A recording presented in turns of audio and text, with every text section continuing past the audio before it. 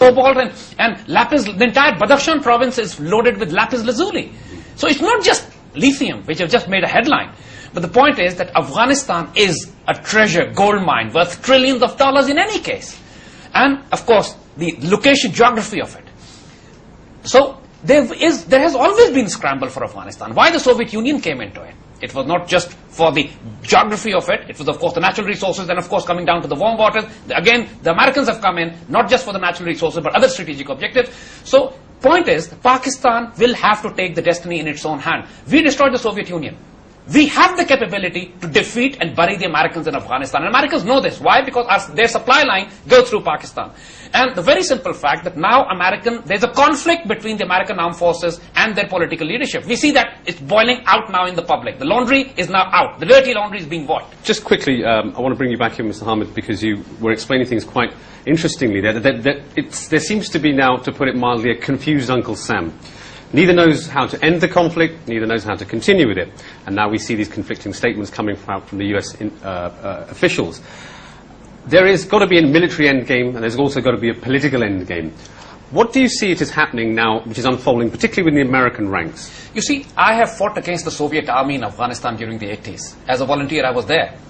And the Soviet prisoners that we caught, we interrogated them. And the frustration that they had was, we didn't know, they said, we didn't know when the war would finish. We didn't know what we were doing here. You see, this is the biggest lethal poison for a soldier, that he doesn't know what he's doing in a battlefield. He's getting killed, but has no objective in mind. This syndrome is now affecting the US Army now, heavily. They've been in the battlefield for 10 years. They have no end in sight. They have no objective defined. They have got frustration and desperation level. The suicide rate is higher than the number of troops being killed in the battlefield. So the perception, now the strong feeling that is being developed in the Pakistani security establishment is, it's Americans' war, let them handle it. If we go in, we'll mop it, clean it our way. We'll handle Pakistani interest, we'll not look forward to the American interest. And this is creating panic and confusion within the US armed forces and within the US political leadership. Very quickly, Brigadier Imtiaz, we see another changing relationship between Kabul and Islamabad as well now. And we're talking about what the Americans finally may have realized, that there needs to be some sort of political solution to this. It's either reintegration or it's reconciliation. Pakistan seems to be more pro towards the reconciliation side, bringing Taliban into the mainstream of the political process, whereas the Americans are saying, let's weaken the insurgency, let's then make deals with the low-level Taliban, which President Karzai isn't awfully that sort of keen about. How do you see the changing nexus, particularly the mistrust now between the Karzai government and Washington? You rightly said there is certainly deep mistrust between Karzai and the American government, which has surfaced now, and it surfaced in the last Karzai elections when they did not support him. And in fact, Pakistan supported Karzai, number one. Number two, that Karzai, I think, now has come to realize the ground situation, realities of the ground situations. And he thinks those ground realities are inescapable. And Americans, come what may, cannot meet the challenges of those ground realities.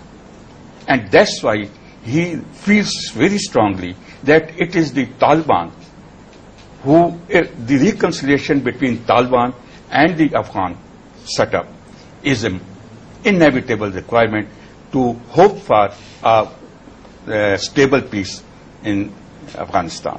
And Pakistan is also rightly supporting this viewpoint of reconciliation of Taliban, because Pakistan has seen Afghanistan very closely. It has virtually acted as a frontline state for Afghanistan in war against Soviet Union, and they have learnt the lessons from the history, and they are trying to follow the lessons learned by them. Whereas the Americans are not seeing the light, which they did not see when they moved into Vietnam, when they moved into Iraq, and now in Afghanistan. They haven't learned from their past mistakes. Yeah. Very, very quickly, Mr. Hamid, can you just break down this myth or fact? Is there good Taliban and bad Taliban? That is correct. You see, from Pakistan perspective, there are. not from the American perspective. You see, from Pakistan perspective, Tehreek-e-Taliban Pakistan, the insurgent group created by CIA and RAW, operating from Afghanistan, which is being supplied, equipped from Afghanistan into Pakistan, are the bad Talibans from Pakistan point of view. And these are the Talibans you find Pakistan army fighting against. In Sawat, in Waziristan, in South Waziristan, the group of Baitullah Masood, Hakimullah Masood, and Mullah Fadullah. The good Taliban, from Pakistani point of view, are those Afghan resistance which are fighting against the NATO and the Americans, but not against Pakistan. Pakistan is not supporting them, but Pakistan is not fighting against them as well. See, Americans want Pakistan to go on a head-on clash with the Afghan Taliban as well. And this is what Pakistan is resisting, because Pakistan naturally has to hedge its bets for the future. While the Americans themselves are paying millions of dollars to Afghan Taliban for not attacking them, they expect Pakistan to go and fight the Afghan Taliban. Nonsensical, ridiculous policy. This will not happen. They should realize this. But one thing which is difficult to understand is that on the one hand, the Americans are talking about integration of low-level Taliban, yet they don't want. I mean, obviously, before 9/11, the Americans didn't really have too much of an issue with the Taliban regime. Okay, they didn't recognize it, but they weren't really bugging them that much. No, so why not extend the hand of friendship now when you've got your hand up again? The point is, if you certainly allow me, Americans have been dealing with Afghan Taliban for the Unicol gas pipeline. Taliban delegations used to go to the Americans. It was only when the Unicol gas pipeline broke down and the Taliban decided to give the contract to Bridas, the Argentinian term, that the Americans decided for a regime change. You are very right. Taliban had no problem, or Americans had no problem with Taliban. Now, the fact is, now Americans at least want a face-saving exit strategy. That's all. They don't want another humiliation of Vietnam coming their way. But it's coming their way. They've got no choice here. Pakistan is the only country which can bring about some kind of reconciliation between the various fighting Afghan factions.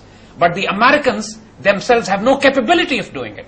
And on one hand, they wanted to start these military operations in southern Afghanistan to get a military edge so that they come in a better bargaining position. Because while they are talking of a troop surge, they are also talking of an exit strategy. These conflicting signals. And strategy was simple. Gain an upper hand in the military battlefield and then negotiate from a better position of higher political authority. It's not happening. So, the only option left to the Americans is leave these lands. They don't belong to you. One final couple of comments from you both gentlemen.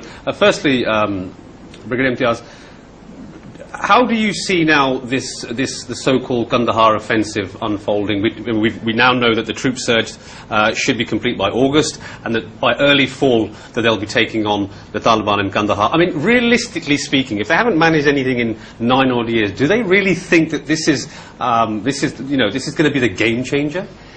I think they say again trying to play a foolish game, because as Mr. Zaid also said, they have already lost the battle in Afghanistan.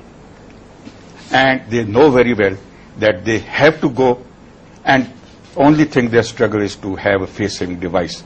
Now you see, they have to go in the July next year. They have to start pulling out.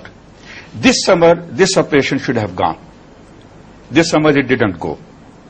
Will they launch this operation in that area, in that geographical terrain, in the winter season, which is an impossible task? Last word from you, sir. We know that, of course, Pakistan is an integral part of what is going to happen in the next coming couple of years here in terms of the regional stability. But one country which we've perhaps skirted over slightly is Iran.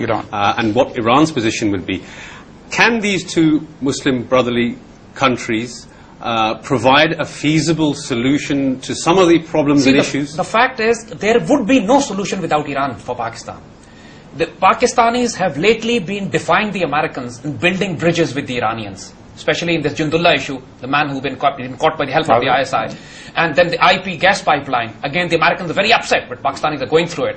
Similarly, for Afghanistan, it has to be a joint solution between Pakistan and Iran as well, because the Northern Alliance is very close to Iranians. Taliban are very close, could be very close to Pakistan. The common threat which Pakistan and the Iranians have in the Americans. Indian presence is not very uncomfortable for the Iranians, but very uncomfortable for Pakistan. So, both these countries, Pakistan and Iran, while we have come together bilaterally, we can play a strategic role in Afghanistan. It has to be done. It will be done.